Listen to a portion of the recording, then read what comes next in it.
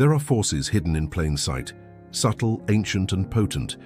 They do not reside in distant temples or mountaintops, but within you. In the quiet sanctuary of your own hands, there are sacred keys, mudras, that awaken dormant energy, shift consciousness, and open gateways between the seen and unseen.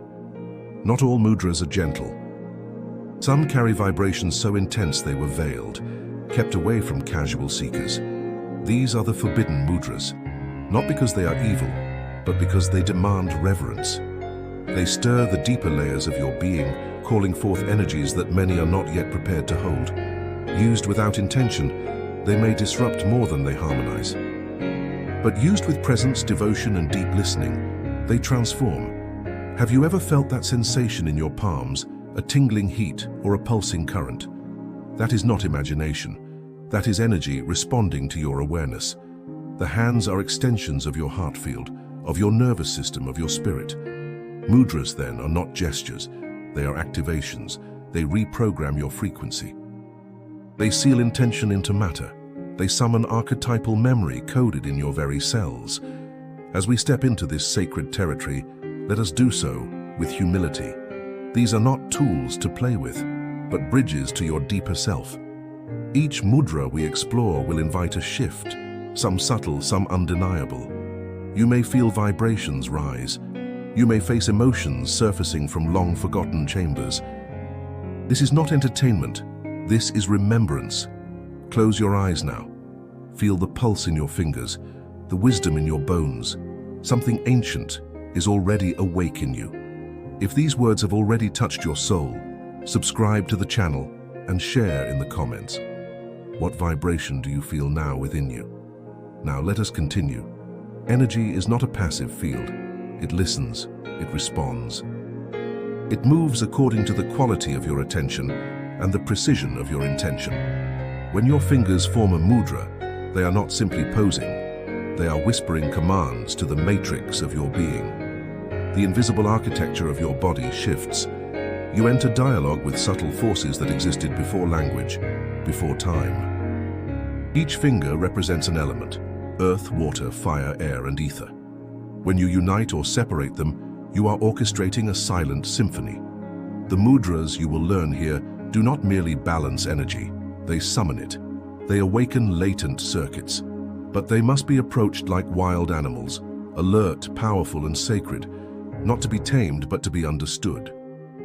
There is a reason some mudras were hidden. They open inner doors too quickly for the unready.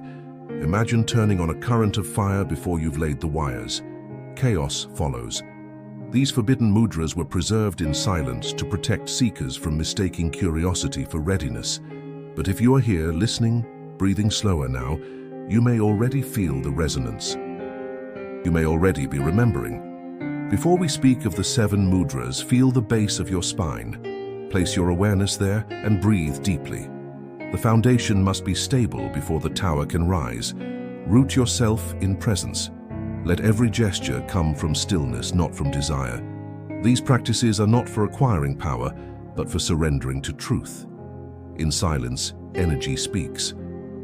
In stillness, it dances. You are not merely learning techniques, you are entering a sacred contract with your soul. The mudras will meet you at the level of your sincerity. They will amplify what is already within. So, what do you carry inside? Feel your hands again. They remember, they've always known, but only now do you begin to listen with new ears. Prepare. The first of the forbidden mudras approaches. It is not to be used, it is to be entered. And once you enter, you do not remain the same. This mudra is not taught, it is revealed. Vajra Kriya, the gesture of lightning, does not ask permission. It strikes, it purifies. It cracks open layers of illusion in a single flash, leaving silence in its wake. This is why it was veiled, known only to initiates. It ignites the Kundalini current at its root and forces it upward, sometimes violently, if the vessel is unprepared. To form Vajra Kriya, press the tips of the thumb and middle finger together firmly, while the other fingers extend outward in tension, as if piercing through illusion itself. Hold the mudra at the heart level, eyes closed. Spine erect, breathe through the nose, long, slow inhales and even slower exhales. After 3 minutes, the current may begin to rise. You may feel pressure in the spine, a subtle heat, a trembling, or an emotional stirring from a place without name. Do not resist, do not seek, only witness. Vajra Kriya does not give you energy. It strips away what blocks it. Its power lies in dissolution. It unearths, it reveals. And sometimes that revelation is fire. If you feel overwhelmed, return your hands to your lap, palms open, and breathe into the earth. This mudra is not for daily use. It is for thresholds, moments of radical choice when you are ready to let go of who you've been. This is not visualization, this is vibrational command. The body recognizes what the mind doubts. You are remembering a language your ancestors once spoke without words. Let your cells listen. Let your breath become an altar. Let silence follow the fire. The forbidden nature of Vajra Kriya lies not in danger, but in depth. It works instantly, not gradually. It humbles the ego and invites the soul to take the lead. That can feel like death to the mind, but it is birth to consciousness. Use it only when you are ready to let something end and something far more real begin. The current has spoken. Are you listening? There is a mudra that binds nothing, yet unlocks everything. Shakti Bandha, the binding of power, is not a containment, but a communion. It does not push energy, it invites it. It does not force awakening. It creates the space for it to unfold. Subtle, feminine, and magnetic, this mudra was hidden because its potency lies in receptivity, something the modern mind fears more than control. To form Shakti Bandha, place the right hand over the heart, palm facing inward, fingers softly curved.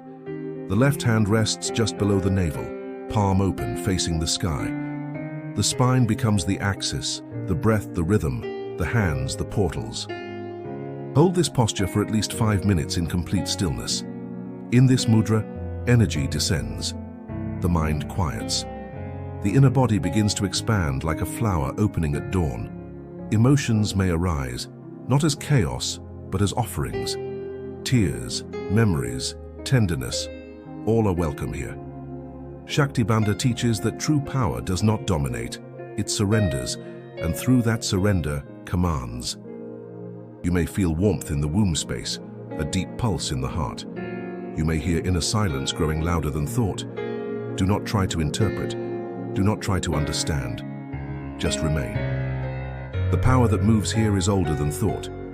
It is the mother of form, the source of intuition, the keeper of rhythm. Use this mudra when you feel fragmented, disconnected, or overly mental.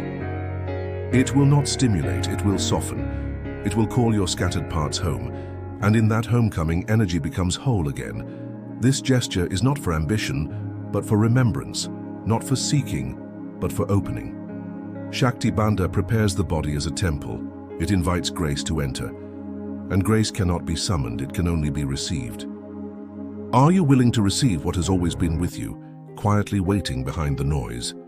Then let your hands remember. Let the silence deepen. And trust that something is already flowing, even if you do not yet have a name for it. Some mudras do not calm, they confront.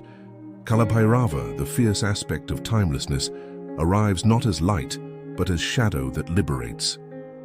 This mudra invokes the destroyer of illusions, the guardian of thresholds, the silence within terror. It was forbidden not for its danger, but for the deep mirror it holds, reflecting what we most avoid, our own impermanence. To form the Kalabhairava seal, bring both hands together in front of your chest, palms facing down, one stacked over the other. The thumbs press lightly against each other, pointing outward. Eyes closed, chin slightly tucked, breath held, not in tension, but in reverence, between inhale and exhale. Hold for 3 to 5 minutes, allowing the pause to stretch time. You may feel the atmosphere shift. A strange stillness may fall over you. This mudra does not awaken energy in the usual sense. It freezes the temporal self so that what is eternal can step forward.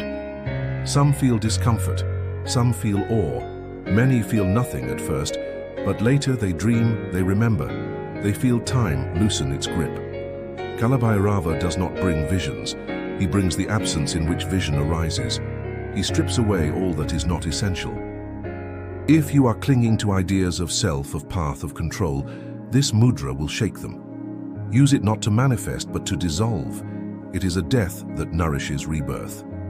In moments of transition, when one life ends and another begins, internally or externally, this seal grounds you in truth.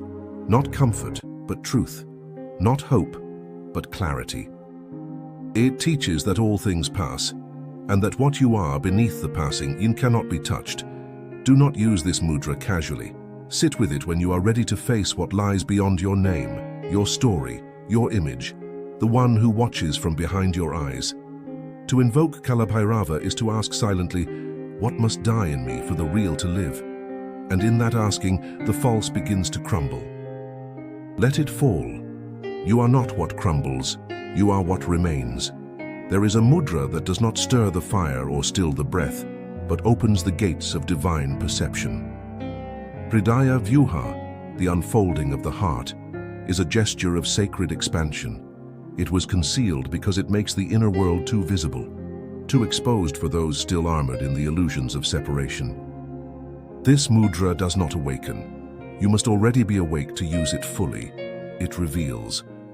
Form the mudra by placing your right palm flat over your sternum, fingers pointing left. Your left hand hovers just above it, not touching, creating a field of vibration between the hands. The eyes remain half closed, gazing softly inward. Breathe as if your breath is being drawn from the center of the chest, expanding and softening with each cycle. This is not a dramatic experience. It is delicate, like listening to a whisper in the wind. But soon, something happens. The chest warms. The heart feels vast, ancient, wounded, and yet utterly whole. You may feel connected to everything, or to nothing, and somehow that nothing is full. Hridaya Vyuha lifts the veil between you and the living field that pulses through all things. This mudra can provoke tears without story, joy without reason, grief without cause. It invites the soul to speak, and for once, the mind to listen. It is not a healing, it is a remembering of what was never broken. Practice this mudra when you feel numb, or when your intuition speaks but you cannot hear it. Use it not to escape pain, but to embrace it as part of your wholeness. Let the heart become the eye. Let it see. This is the mudra of presence. Not presence as concept, but as direct experience of the now, alive, trembling, infinite. If you practice this deeply, there may come a moment when the boundary between you and the world dissolves. No inside, no outside. Only one radiant field, breathing itself. That is not fantasy. It is the architecture of reality, hidden behind the veil of mind. Hridaya Vyuha opens the gate, but only you can walk through. There is a mudra so potent that its very form alters the spine's vibration. Kundalini Vata, the wind of the serpent, is a gesture of invocation, not of force. It does not command the Kundalini to rise, it invites her. And when she accepts, there is no turning back. This mudra was hidden for a reason. When performed without grounding, it can disturb the nervous system, fracturing perception rather than elevating it. But when approached with presence and humility, it awakens a current that moves like breath through the ether, a wave of intelligence rising from root to crown. To form Kundalini Vata, interlace all fingers loosely, except the index fingers, which extend upward and touch gently at the tips, forming a steeple. Thumbs cross and rest against each other. Hold the mudra in front of the solar plexus, arms relaxed. Close your eyes. Inhale gently into the base of the spine. Exhale through the crown, not physically, but with awareness. Soon, a subtle sway may begin, a pulse, a soft inner spiral. Do not manipulate it, surrender to it. This is not visualization, it is cellular remembrance. The serpent does not rise through will, she rises through surrender. Use this mudra in sacred space, before deep meditation, or when you sense the threshold of transformation nearby. It is not for exploration, but for invitation. You must become the altar for the energy to enter. She will not come to a scattered temple. Kundalini is not a thing. It is a process of unfolding, a release of compressed light within the spine. This mudra does not cause awakening. It reveals what blocks it, and sometimes the block is your desire for control. Let it go. Breathe. Allow. Listen. The current moves where the heart is soft. When the serpent rises, she does not bring ecstasy alone. She brings truth, and that truth dissolves the structures of false identity. Gently, unforgivingly. Kundalini Vata is not a fire you ignite. It is the wind that carries the fire upward. Do not chase the experience. Become still enough to be chosen by it. The spiral has begun. Can you feel it? There is a mudra that does not touch the air nor alter the breath, yet reconfigures the very rhythm of your inner life. Antara Vritti, the inner pulse, is the gesture of still time, where motion folds into silence, and silence becomes radiant intelligence. This mudra was guarded for ages, not because it is dangerous, but because few were willing to become as quiet as it requires. Antara Vritti begins before the hands move. It begins with a decision to step out of the storm, to remember the rhythm behind all rhythms. When you are ready, place your hands palms up on your knees. Touch the tip of your index finger to the root of your thumb, only gently. Let the other fingers relax. Keep your spine straight. Let the eyes rest between open and closed. The breath should not be forced. It should fade. Then, place your awareness on the space between the breaths. Not the inhale, not the exhale, but the pause between them. That pause is the doorway. That pause is where the mudra works. As you remain here, you may begin to sense it. The inner pulse. Not your heartbeat, not your thoughts, but a subtle vibration echoing from the center of your being outward. It may feel like a hum or a tide. Some have called it the soundless sound, the 0 point, the center of the spiral. Antara Vritti is not a tool. It is a remembering, a falling inward so completely that you land outside of time. In this stillness, things begin to rearrange. Perceptions, beliefs, subtle knots of tension that you've carried unknowingly for lifetimes. This mudra is for seekers who are tired of seeking, for those ready to listen instead of ask, for those who understand that silence is not the absence of sound but the presence of truth. Do not expect visions. Expect only reality. The kind that whispers, not shouts. The kind that waits for you in the quiet corners of your own being. In the space between breaths, the universe breathes you. Stay there, just a little longer. There is a final gesture, one rarely spoken of, even among initiates. Pralaya Mudra, the seal of dissolution, is not designed to awaken power nor to activate centers. It is the mudra of ending. The gesture of sacred death. It does not destroy the body. It dissolves the structure of illusion that surrounds the self. Few approach it willingly. Fewer still return unchanged. To enter Pralaya Mudra, lie down in complete stillness, spine aligned, body relaxed. Rest your left hand over your heart, palm down. Place your right hand over the left, fingers gently curved. Close your eyes and begin to withdraw your senses, not forcibly but as if fading into mist. Let sound fall away, let thought dissolve, let identity loosen. This mudra is practiced not to reach a state, but to leave all states behind. It invites you to disappear into the source, to return to the womb of silence where all form is yet unformed. Here you may feel a sense of nothingness, not emptiness but fullness so complete it has no boundary. It can feel like floating, like merging, like becoming the space between atoms. Fear may arise because the ego senses its own irrelevance here. But remain. Trust the space. This is not annihilation, this is restoration. In this surrender, the deepest intelligence begins its work. Beyond mind, beyond concept, beyond self. Pralaya Mudra is the final permission, not to act, not to transform, but to let go completely. When used at the right moment, after deep inner work, or during a life passage, it can unhook the last anchors of illusion. It clears what no practice could touch, because it asks for nothing, because it expects nothing, because it is the gesture of returning. This mudra is not to be used lightly. It is sacred, and it is final in its essence. Not a conclusion, but a return to original light, the formless ground beneath all form. When you rise from this mudra, if you rise slowly, you may find the world subtly transformed, not because it changed, but because you did. And what you left behind was never truly you. Now that the 7 forbidden mudras have been revealed, there is one final understanding to be spoken, not about power, but about presence.